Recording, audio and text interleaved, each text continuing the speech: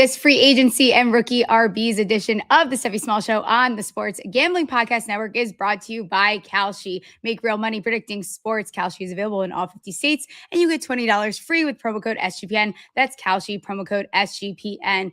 March is here, and SGPN is giving away $25,000 in Survivor Madness. Winner take all. One person will take home $25,000 guaranteed. SportsGamblingPodcast.com/survivor. That's SportsGamblingPodcast.com/survivor. New to Splash, use promo code SGPN. Play $5, get $50 in bonus entries. Let's yap.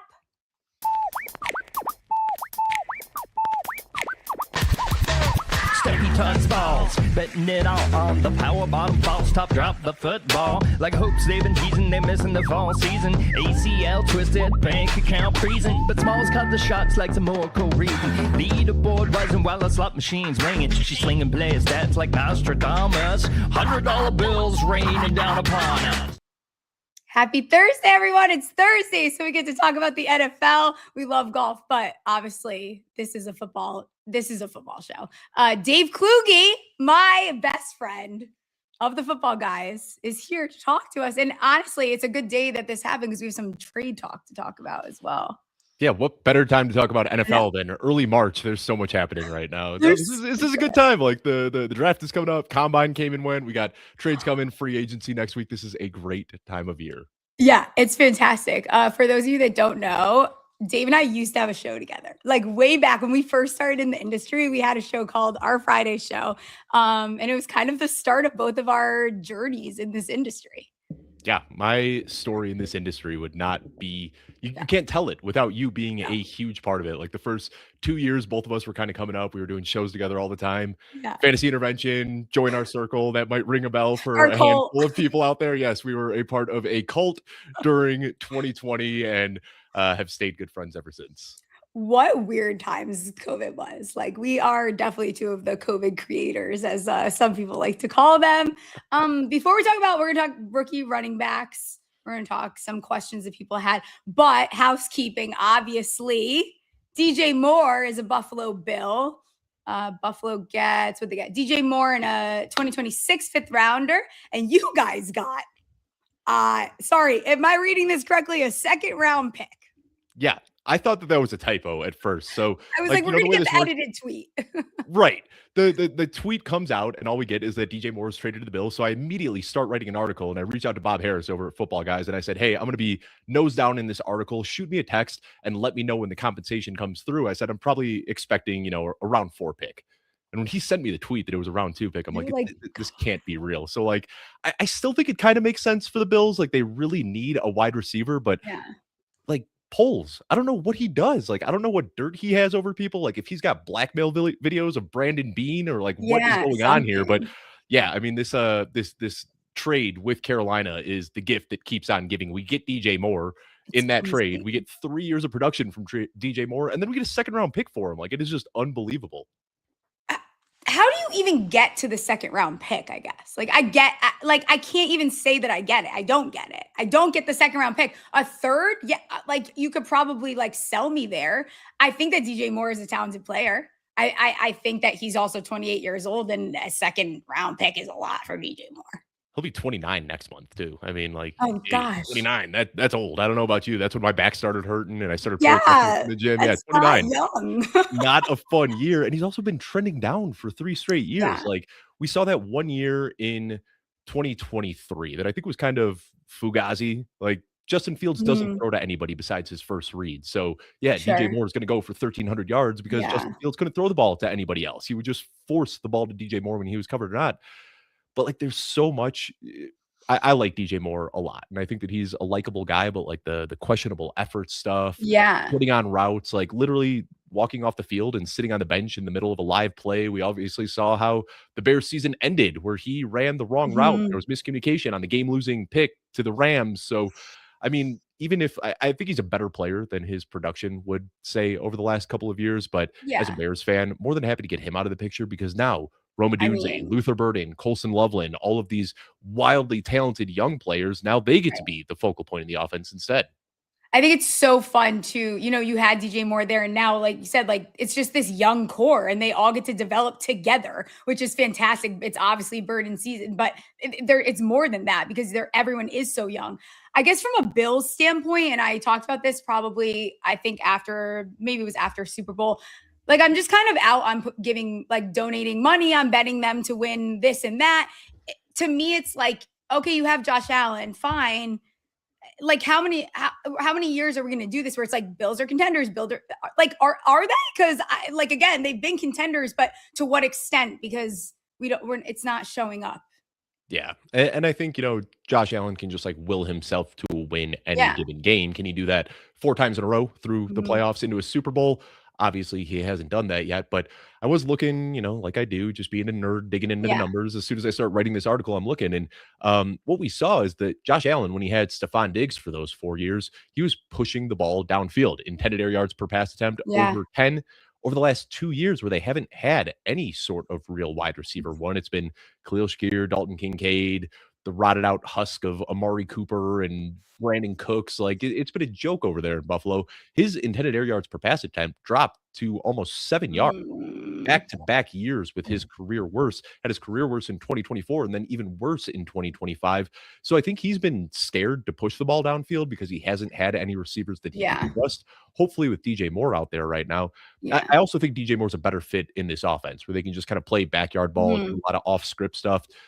Ben Johnson's offense is all about getting the receiver open, staying inside the system, doing what the system asks of you, where there's a lot of just kind of off-script stuff in Buffalo. I think that bodes better for what DJ Moore does. So I think this is one of those weird, not crazy about the trade compensation, but I think it is kind of a win-win for DJ Moore, Josh Allen, and then the Bears. I do think a lot of people are very this just happens in general when a move like this occurs. And all of a sudden it's like, wow, I didn't realize everyone had a think piece to write about DJ Moore. If this was last year, I don't think we would be getting as many think pieces as we're getting right now. DJ Moore is still a very good football player, and he's going into a role where he should very much just take over being that alpha wide receiver one and hopefully give Josh Allen something more than, again, something that a lot of people ignored this year was like James Cook. And they would not have had the season that they had without what James Cook did last year. So now you get him at least a piece to pass the ball to. So I think that DJ Moore, was he worth a 2nd round pick? No, but does it also fill the exact hole that they need? Yeah. And I think that's it. They know that window is closing. Josh Allen, wrong side of 30 now. They've had these tastes, but they haven't really gotten there yet. So I think this is just hey, we're probably not going. Josh Allen isn't the type of quarterback who's going to age well. He's not going to be a Matthew Stafford still balling out at 39 years old. So much of what he does is predicated on that athleticism. Right.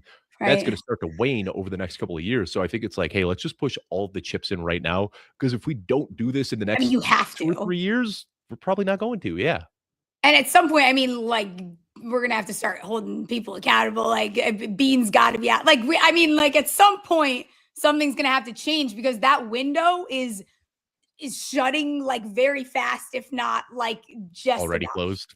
Yeah. It might have already closed last week or last year, but and then for the Bears too, they also had that weird Drew Dahlman retirement a couple of days ago. So between that and now the DJ Moore trade, they've opened up $35 million in salary cap, and they want to go after Tyler Linderbaum. There's also the rumors about Max Crosby potentially getting traded. The Bears were a little tight on salary cap, and just in the last 2 days alone, they have really opened the books up.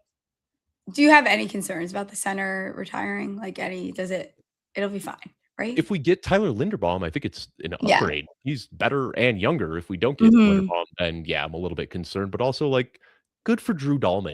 You get to retire at 27 with $25 million in the bank, and health, and you're not going to be limping around at 45 years old. I think that's awesome for Drew Dahlman. I'm happy for him. Yeah, absolutely. I think too, I did the win totals episode last week, and I try to, I'll do my own thing, and then I look to see kind of what everyone's handicapping and what everyone's giving out. And probably the most popular pick is to give out that under Chicago 9.5 wins. I think that's a silly bet. I think I would take the over right now, because I think if you see them add someone like a Crosby, see them have a very strong draft, that number is not going to stay there. So I'm going to give that out one more time. I think taking the over on the Chicago Bears win. I don't think you're going to have this massive slump that comes in this second year like everyone's talking about. I hope you are right, because I remember very similar narratives after year one of Matt Nagy and Mitch Trubisky being together. We're going to talk rookie running backs. Before we do that, Kalshi is a real money prediction market, legal in all 50 states. Kalshi has a ton of trading options for your favorite sports. Besides sports, they have tons of other markets, including politics, entertainment. You can even trade the weather. Kalshi, you can trade anything. New Kalshi customers get $20 when they use promo code SGPN. That's Kalshi, Kalshi, promo code SGPN. Rhythm has been on a heater for college and NBA picks. Super easy to sign up, run predictions off the house model, or make your own and play with the sliders. I have an NBA. You guys are shocked. I know. NBA, both of these averages. We're going to get NBA going on. Russell Westbrook, over 23.5 points, rebounds, and assists at -122. Rhythm has this as one of their smart signals detected. That is the Kings Pellies game. Rhythm also works really well with Kalshi if you want to combine the two for extra power there. Looking to go premium, use promo code SGPN25 when you download the Rhythm app for 25% off your first month. Download Rhythm and use promo code SGPN25. Chat has not said good ad reads in a while, and I'm going to be honest, those were some of the better ones the last couple of weeks. So I would like Chat to say good job. Thanks, guys. Thanks. Good job, Steph. You nailed those. I'll be honest. The draft snuck up on me, which is funny because it's always my favorite time of the year. And I haven't gone through all the position groups. I'm very honest about this. I kind of fault this to being not stressed about the Giants draft this year. I think that this is the first year since I don't know when Vietnam that I don't really care who they draft, to be honest. Get a linebacker and I think I can just be fine with everything else. So I think that's kind of why I have just taking my time, because I feel relaxed at it. I'm just whatever Harbaugh wants, we're just gonna, that's fine. That works. We've got our core pieces and I'm good with it. So I'm doing running backs this weekend. I'm I'm up to date on most of it. Obviously we know what Love is, just this blue chip running back that, ability to create lanes, good hands. He's just a tough, violent runner. He's fantastic. Where's your ideal landing spot? Thoughts on Love? I don't want to see him in the NFC East. A little worried that Commanders might be a landing spot for him. Where are you at here?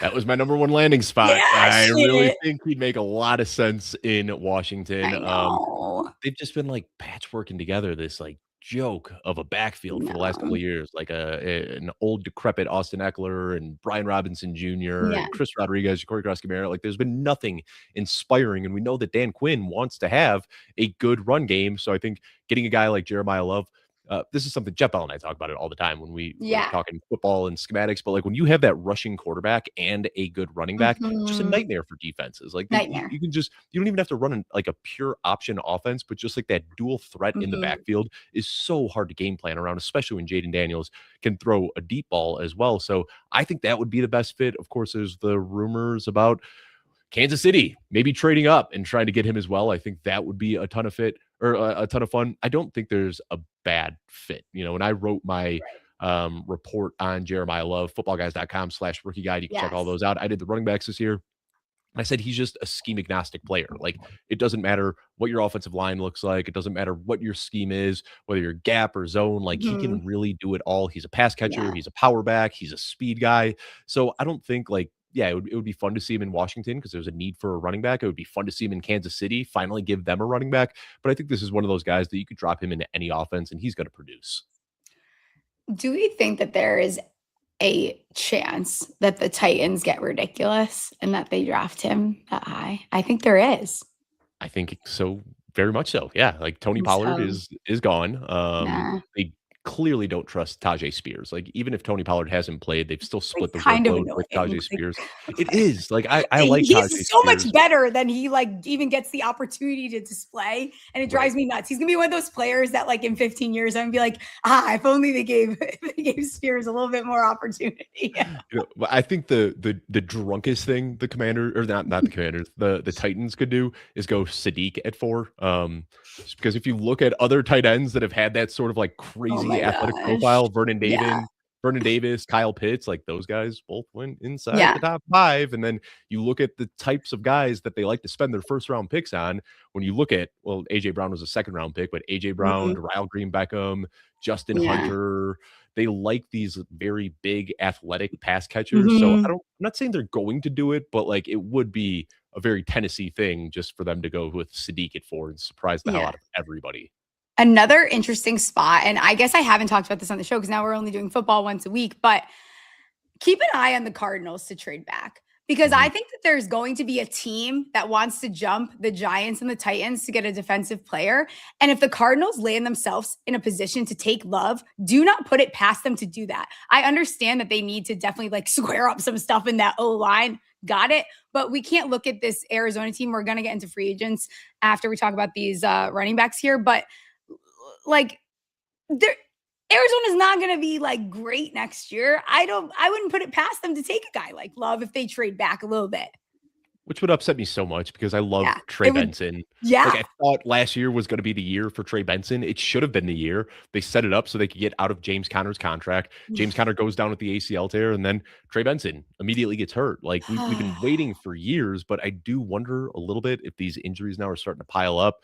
We also see that like a lot of times these good prospects come into the league and then they miss their first couple of years due to injury, never really get that juice back. So I want to hold on to some hope for Trey Benson, but them going out and drafting Jeremiah Love wouldn't be all that surprising. No, I don't think so.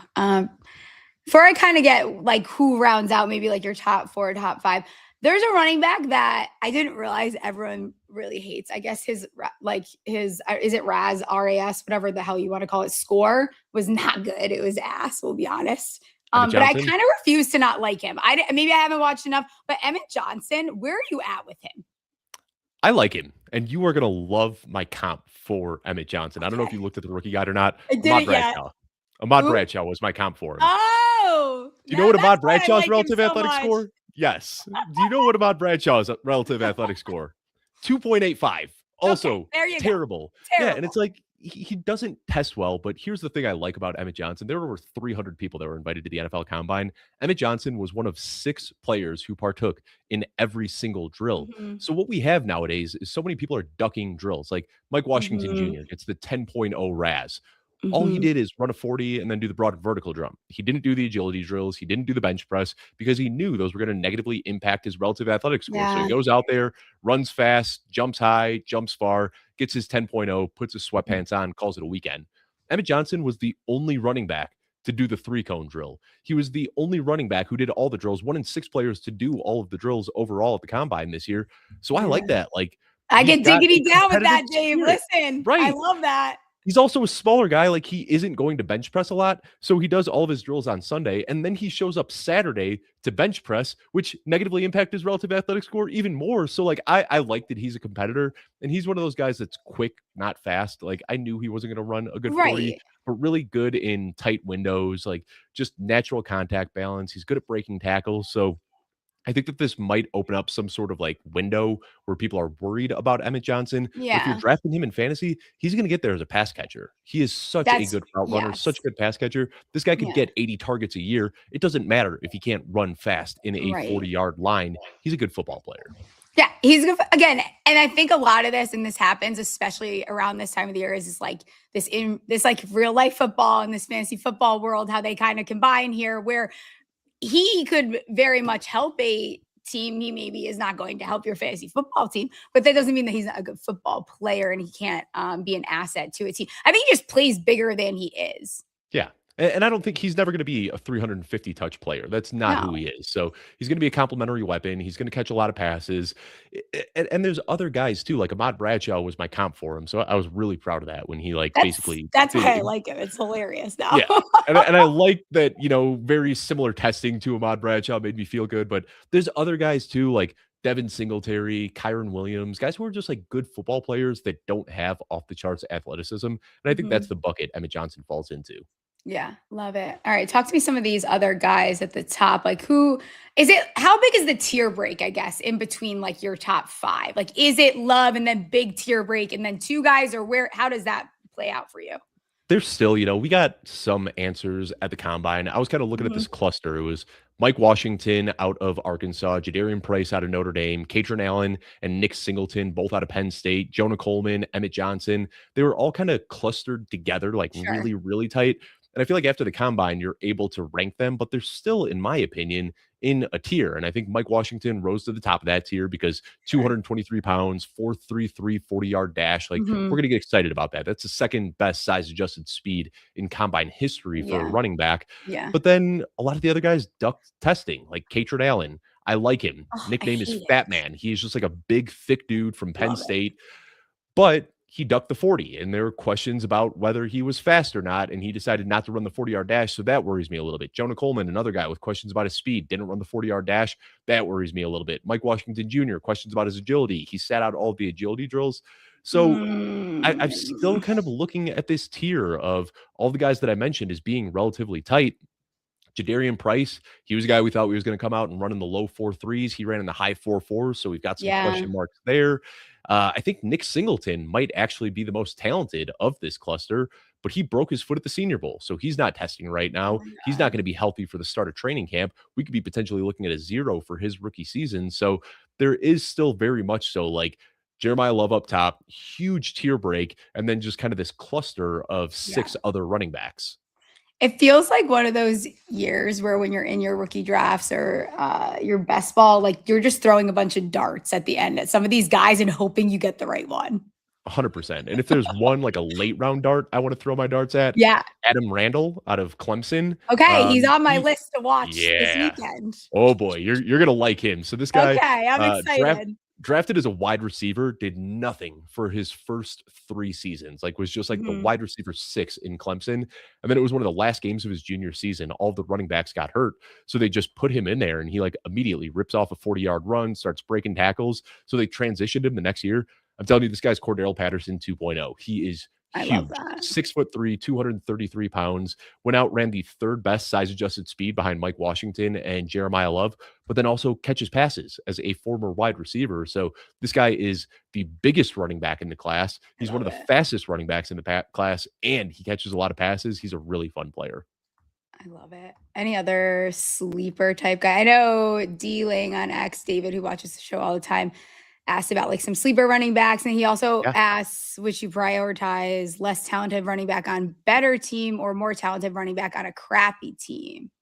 I'm all about the talent. Like, I have Mhm. fallen for the bad running back on a good offense. Remember when people were taking Clyde Edwards-Helaire ahead of Joe Burrow in dynasty Oh my drafts gosh. because Yeah, I he was with the do. Chiefs? No, get out of here. Like, if you're a bad running back, you're going to get replaced by a good running back. So give me the good running back that's going to replace the bad running back. So Mhm. I much prefer to stick with talent over situation when it comes to these guys.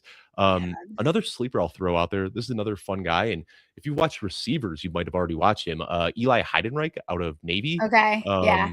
Just the most patriot player that has I love ever it. entered the NFL draft. This guy was just one of the most unique guys I've seen. Like, just the entire Navy offense ran through him. Like, he'd be lined up out wide one play, he'd catch a ball 45 yards downfield. Then they'd put him at tailback and he'd carry the ball up the middle. Then they'd put him at slot and he'd run an end around. I mean, this guy was just doing a little Yeah. bit of everything. So he's testing as a running back, but my comp for him was Chris Hogan because this guy is just Okay. a weapon that can play all over the place. So yeah, we'd love to see him with, the Patriots, because I think that makes sense. But also you put him in a Ben Johnson offense, a Liam Cohen offense, like one of these young, creative head coaches. Yeah. I think he could be a really fun player. And then he went out with over a 9.0 relative athletic score. So sneaky athletic, whatever you want to say about this guy. He's a much better athlete than I think people expected. Interesting. We're gonna talk some free agency. Before we do that, Underdog has you covered for pick for almost every sport. Underdog has just increased their payouts. 2 pick entries now pay 3.5x, and 3 pick entries now pay 6.5x. Here's a pick'em entry I like. NBA again. LeBron James higher 1.5 3-pointers made. Jokic higher 1.5 3-pointers made, and Clifford in that rookie there, Kings Pelicans game higher 3.5 assists. 4.37x your money's. Underdogs have a brand new offer for new customers. Pay just $5. Get $75 in bonus funds when you sign up with code SGPN. We're also brought to you by Novig. Novig is America's #1 sports prediction market. Novig, you're getting the best prices. Download the Novig app and get $50 when you spend $5 if you use our promo code SGPN. Get in on the action with Novig, promo code SGPN. Merch Madness is here. 15% off everything. Promo code March. Get yourself a Stephie Smalls Show, some mug, a sweatshirt, a certified yapper hat. 15% off right now. Promo code March. You got to get Dave a certified yapper hat. I'm glad you said it. I was just about to ask why I haven't gotten one of these hats. I need to get Emily one. I feel like your wife needs one more than you do. Yes, and good reads, Smalls. Thank you guys. Yeah, those were solid. A couple mess ups there, but strong, absolutely strong here. Free agency is going to drive me nuts. Like I just need to start because the hilarious thing about New York media is the Giants are linked to everyone. How is that? We can't be linked to everyone, guys. We don't even have money. Yeah, these major markets, they're going to sign everyone. We're going to, every single, it's like tied to 3 teams and Giants are always the last one. I saw it all day. I'm over it. I don't want to talk about it anymore. We're going to start with quarterbacks here. Anything in the quarterback area. Actually, I want to start with Malik Willis. This feels like a disaster waiting to happen. That's what this feels like to me. I'm sorry. I like Malik Willis. I didn't like him coming out. I wasn't one of the people that liked him. Saw him at the Senior Bowl. Didn't really understand what other people were totally seeing with this. What does this look like? Which it's funny because I say outside of a LaFleur offense, but does Arizona make sense? So, what do you want with this Malik Willis ordeal? I mean, I think releasing Kyler Murray to bring in Malik Willis is about one of the dumbest things a franchise can do. So, of course, the Arizona Cardinals are going to do it because that's what dumb franchises do. I don't know. I would have loved the thought of Malik Willis in Miami when Mike McDaniel was there, but without Mike McDaniel, not quite as excited about that. I don't know. I see this talk about Malik Willis getting $30-35 million a year. Yeah, what is that? You guys cannot be serious. That's just looks wrong. And I think now that Kyler Murray is available, that drastically changes that number. I think desperation may have pushed Malik Willis in like the 25 million plus per year. But I think now Kyler Murray is probably going to get something a little bit closer to that. And I think that the worst thing that happened to Malik Willis was Kyler Murray getting released because now desperate teams aren't going to want to shell out that money for Willis. I think Malik Willis is a good player, especially like for fantasy purposes. He's a ton of fun with how much he rushes. I think he's also, we saw like it wasn't the best start to his career in Tennessee. Right. He's looked really good in LaFleur offenses in both run-heavy and pass-heavy game scripts. So I think he's an okay player. Personally, I'd love to see him in Pittsburgh. I don't know if you remember during that season, like the draft year when Malik Willis was coming in, there were those pictures going around where like Mike Tomlin's not in Pittsburgh anymore, but where Mike Tomlin was just like drooling over Malik Willis. Yeah. It feels like those like dots have been there forever, and I'm ready to connect them. Obviously, Aaron Rodgers isn't the long-term guy there. So I think if he can go there for a year, kind of like, not that he needs a whole lot of time to develop on the bench, but I think if a team's drafting Malik Willis, like we hear the Jets looking for a quarterback, that they're going to give him all this money and make him the week 1 starter. I don't know if that would be the best situation for him. You know what makes my stomach turn is the reports that Tua and the Jets might be an ordeal. Because I'll tell you something, you know what football, the sport of football doesn't need? They don't need Tua to be a New York Jet. I don't think they need Tua. Like we can end it there. Like I don't think football needs Tua anymore. Like we can just 100%. Close that book. That's almost like the talks of Derek Carr coming out of retirement. Please don't. Please don't. Yeah. we took a while to get rid of you. Please don't do that. Kyler to Minnesota. This is something I went back and looked. I've been tweeting about this since 2022. Yeah. Since 2022, I have been tweeting about Kyler Murray going to the Minnesota Vikings. Yeah. The Kevin O'Connell learn how to play football good school that they're running up there in Minnesota. Yeah, I don't know what they're doing up there, but thoughts on that for the entire team? I mean, it just makes way too much sense at this point. Like we have seen that like Kevin O'Connell, just reclamation project after reclamation project. We've seen it with Sam Darnold. We've seen it with Daniel Jones. I think it would make a ton of sense, but also like putting Kyler Murray in like behind a very good offensive line with playmaking weapons. He's become such a meme at this point with the Call of Duty stuff and being short and all these sorts of stuff that like, I don't think people realize that Kyler Murray was actually kind of good 2 years ago. Like he was not himself the year after the ACL tear. Mhm. Clearly not himself. And the rushing didn't come back 100% 2 years ago, but last year was a weird year. I just think that entire offense was broken, frankly. Mhm. So many people point to like Jacoby Brissett's stats, but that was all smoke and mirrors. Like they were playing in garbage Mhm. time. Like, congrats. Yeah, he threw for 300 yards a bunch and went 1-11. Like, is that what we're excited about? Like, we want to make this 1-11 quarterback our starter, but Mhm. apparently that's what they want in Arizona. I think Kyler Murray is a lot better than the average fan realizes. And I think if you Yeah. drop him in Minnesota, he can be a 4,000-yard passer and then put a Sure. little rushing upside on top of that. He can easily be back in the top 5 quarterback discussion in fantasy. Yeah, absolutely. I think when we did the win totals, I announced that I was pretty out on the Vikings as a whole. I would be back in on the Vikings, at least at their win total, which means I probably will get a little bit of action on it because I don't think it'll stay there. I think, like you said, Murray is just a better quarterback than people realize. And people don't want to hear this, but being on a shitty team is also not fun. Like to Right. have to play and take the beat down and also be the butt of the joke is not really a good time. I probably would get sick of it too, and my attitude would change as well. Yeah. So I don't blame him. I mean, it was I felt bad actually. Like his tweet, like after he was released saying, like, Yeah. "I'm sorry, Arizona fans. I feel like I let you down." Like, I don't know. I always try to like think about the player. And that was one that made me a little bit Yeah, sad. And I had to love, still young, former first for round pick. sure. We see these types of guys bounce back all the time. And I think so many people have just like written it off at this point that it's not going to happen. I could absolutely see Kyler just completely resuscitating his career. Yeah, 100%. Everything's there for him. Running back wise, pretty interesting, especially when you take a look at like what the rookie running back class looks like. I think too, the rookie free agency will, knock out some people from this Love sweepstakes. I think we'll get a better read on what that looks like. Walker and ETN are going to be the big ones that we're all talking about here, but RB, because ETN looked great in Cohen's like system last year. This was a guy that everyone was so over. They were like, forget about it. I'm surprised we're not hearing more talk about him. Close to doubled his yards from the year before, 4.3 yards per attempt. I think ETN, where is the landing spot for him? And are people writing this guy off too fast? Because I think they are.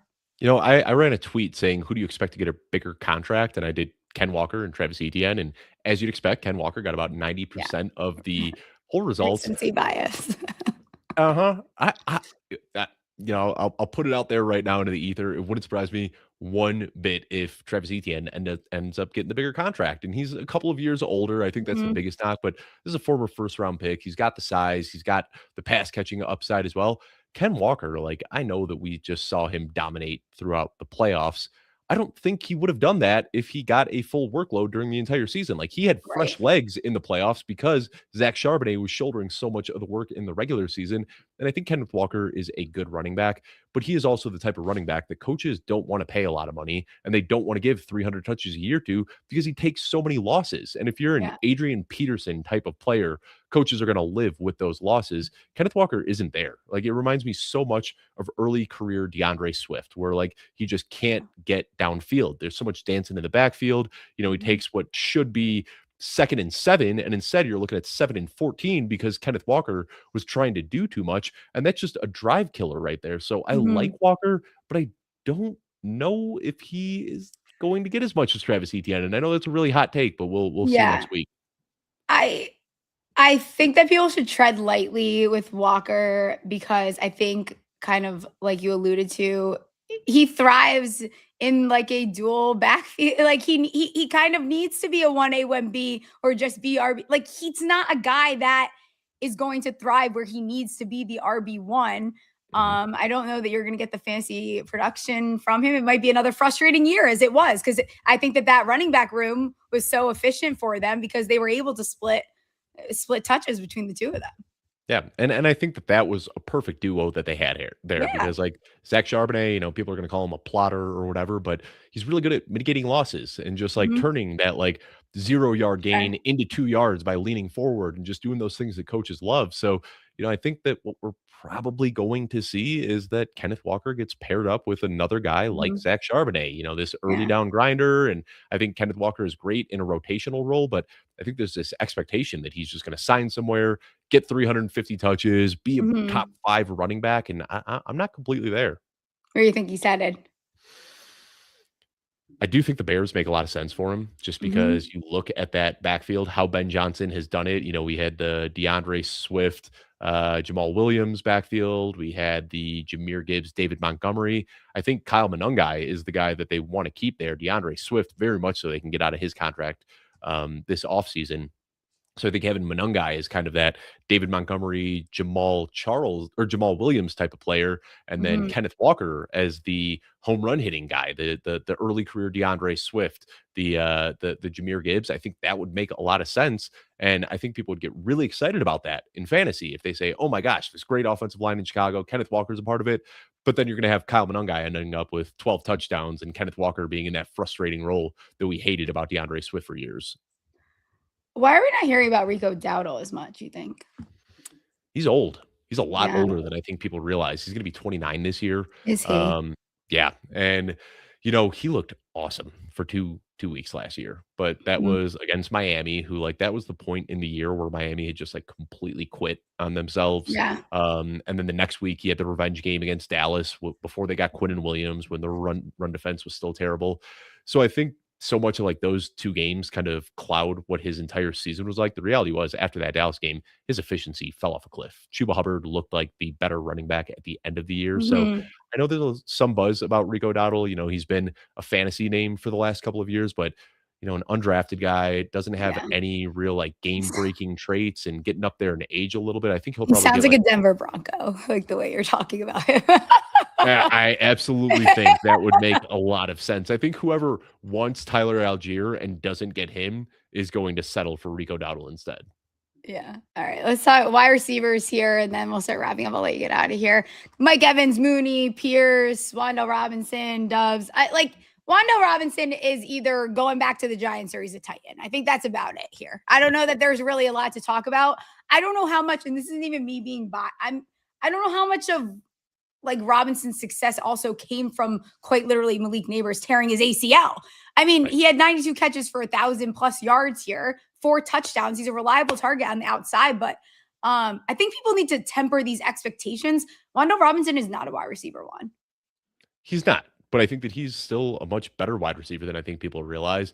I loved Wan'Dale Robinson coming Yeah. out. I watched it. What was that? The Citrus Bowl. I think his Yeah. final year that he just I lit love it up. him.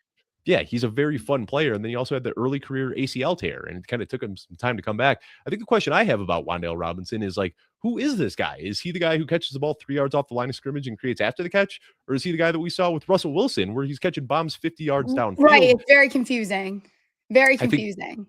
I think this year he really, really improved his value in the NFL because he Mhm. was this gadgety, kind of gimmicky player for a handful of years. And then Yeah. this year we saw this new Wan'Dale Robinson that could win on big boy routes downfield, that can make contested Mhm. catches as well. So I don't think he's a wide receiver 1, but I'd love to see him in a situation where he can continue to get good usage. What I don't want to see is him land in a wide receiver room where they already have 2 or 3 good guys and he's just kind Yeah. of like this rotational piece, because I think he's better than that. Romeo Doubs is the other guy that I think very, very, very Yeah. underrated. Yeah. Still just 25 years old. They kind of have this weird component wide receiver room where if you're in Green Bay, you do one thing and you just do that one thing over and over and Mhm. over and over and over again. So I think Dobbs is a much more versatile and well-rounded player than Yeah. his usage in Green Bay would imply. And we know he's gone there, skipping practices, getting suspended. He was Mm. very outspoken about his frustrations with the usage in Green Bay. So I think everybody is so enamored with Wan'Dale Robinson and Alec Pierce and Juwan Jennings and Deebo Samuel and Rashid Shaheed.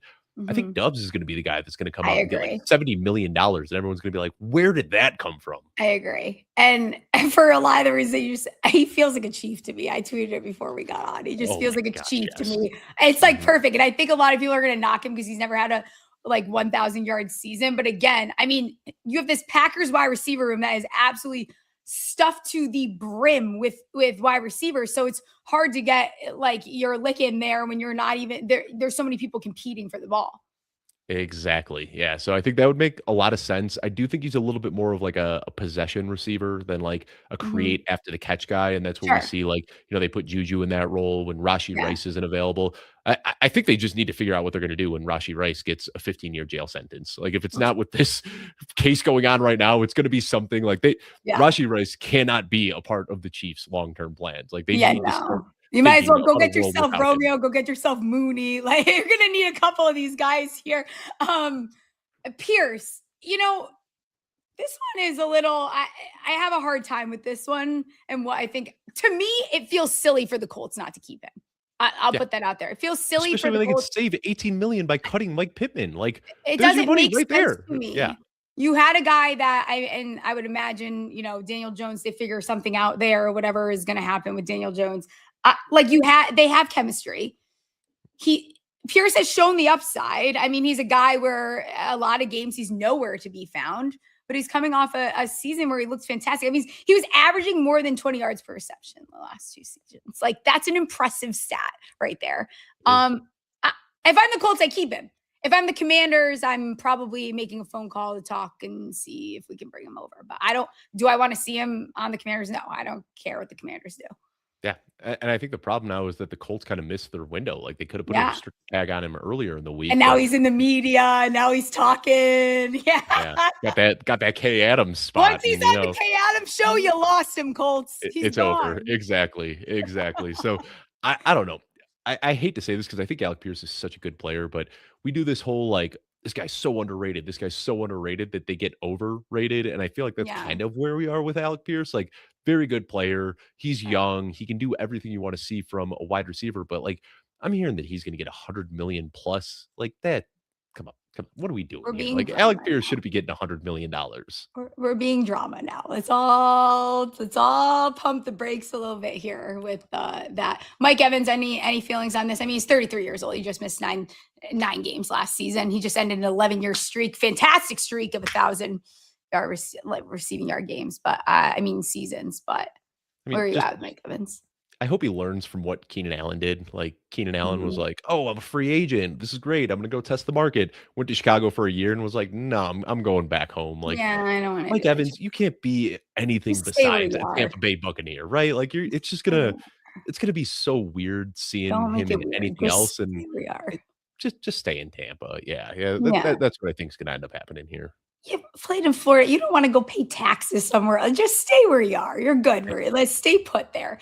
Isaiah Likely is probably the only tight end like that. I mean, Njoku is an interesting name too. That's me being biased because I would love him to be a New York Giant. But Isaiah Likely, where are you at with him? Another place. Commanders seem to be this team that keep coming to mind every time I see these players pop up. He's never played more than 60% of the offensive snaps with Andrews there. He's played 14 games, 27 passes, like 300 plus yards. He improved as a blocker quite a bit this year. Where are you at with Isaiah Likely? Any feelings on him? Someplace he can go, be tight end one.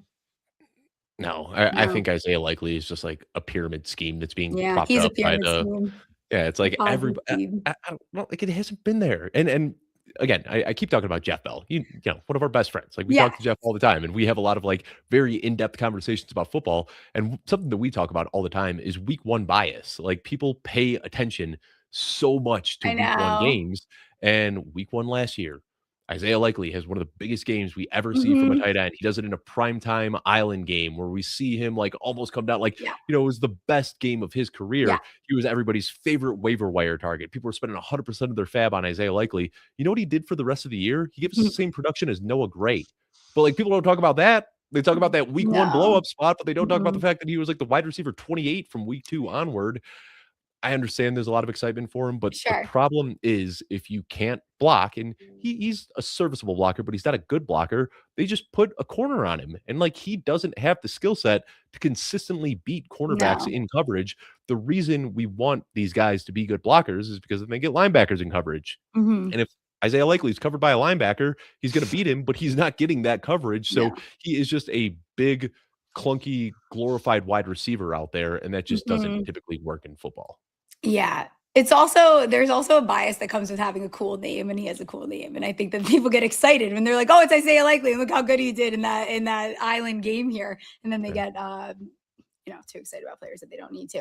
Our How friend many White Claws are you drinking this weekend? And then you show the likely 80 jersey. Yeah, I mean, it's a meme. It's the same thing we said about Kyler Murray. Like once you become a meme, it's over for you. Yeah, it's like when they put it's like the marketing stuff that they do. What do they do in Disney movies where they put in all the innuendos in the background and stuff? Like that's exactly what they're doing to you with Isaiah Likely. Yeah, I remember that. Like E-Bomb's World. We're going like way like old internet. I remember that Little Mermaid cover. Yeah. Whatever. Yeah. I mean, we don't need to get into that. We're going to end it on this. Our friend Jordan Vanek gave a couple questions here. We kind of touched on some of them. So we'll end it on this. Dart and he put nails emoji, which is our sis, Caleb Williams. Where are you at for next year? Come on. I know. Come on. Don't make me answer that. Like, I don't want to hurt your feelings with the last question of the show. My feelings are not hurt. I'm cool, calm, collected. I want to win 7-8 games and I'll be happy. Everyone else we got to win 10 or it's a failure. No, it's not. It's like it's not, guys. It's been so bad for so long. Just be excited about what's to come. Yeah, I'm going with Caleb. I think the question is more like Caleb Williams or Drake May than it is Caleb Williams or 100%. Jackson Dart. Like I know, again, recency bias. Like they made it a game further in the playoffs, so people are going to get excited about Drake May and him. But like, yeah, I'm still like, if I'm redrafting that 2024 draft right now, Caleb Williams is still going first overall. Where do we think Neighbors falls to coming off of this injury? It's going to be interesting. Yeah. I mean, like you're asking like fantasy wise, like where I think he'll finish or. Yeah. It does sound like, he had one of those later surgeries. Sounds like he might not be ready for training camp. I mean, I've got him right now in my rankings as like a high second round pick because I'm very much okay. Like, I think there's this misconception when people look at fantasy football and they say, well, this guy's going to miss 5 games. So I'm going to look at what he'll do over 12 games and then put him in my rankings like that. But you're not taking a 0 for those first 5 weeks. Like we had this conversation last year with Rashee Rice. I wrote a whole article about it. Like you're still getting replacement level value for those weeks that he's going to miss early in the season. And then you get to plug in a bona fide top 5 wide receiver 1 for the rest of the season. So he's a guy wherever he's getting drafted. I'm just going to have him like 3 spots higher in my rankings to make sure I get him in as many teams as possible. Yeah, I love it.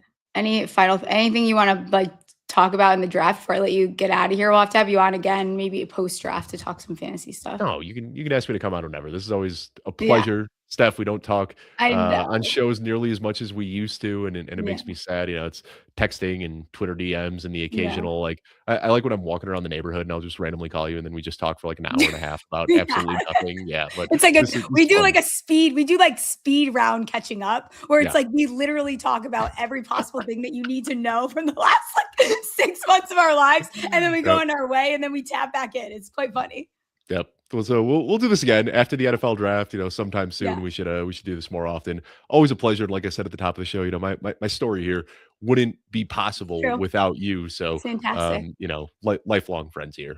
Yes, I appreciate you. You're the best. If you guys do not follow Dave, which I would be shocked if you do not follow Dave already, you should be following Dave. Tell people where they can find your show. And then I will let you guys, we'll get out of here. We'll be back next Tuesday. Yeah. Like, subscribe, rate, review, do all the things that I ask you to do every single week. And Dave, tell them where to find you, and then we'll get out of here. Dave Kluge on Twitter, footballguys.com. Real quick, Steph, do you guys, SGPN, do you guys have a rookie guide? I don't think so. All right, then I'm going to say we've got the best rookie guide in the industry. Check it out, footballguys.com/rookie guide. 100% free. We came out with version 1 the day after the Super Bowl. I'm usually posting yours, so if we do, I'm in trouble. Awesome. Well, thank you for sharing it. But yeah, version 2 just came out, like just insane amounts. Like this should not be a free product, but I don't know why. We just decided to make it free. So footballguys.com/rookie guide. Tons of info on every single incoming rookie. Love it. Absolutely love it. Can't wait to pick your brain once I finish watching these running backs. And we'll catch you guys on Tuesday. See ya. Stephie Smalls Show, sports gambling. Play some bets on winners and catastrophe. If you want to know where to put the money, Monday, Tuesday, Thursday is the place to be.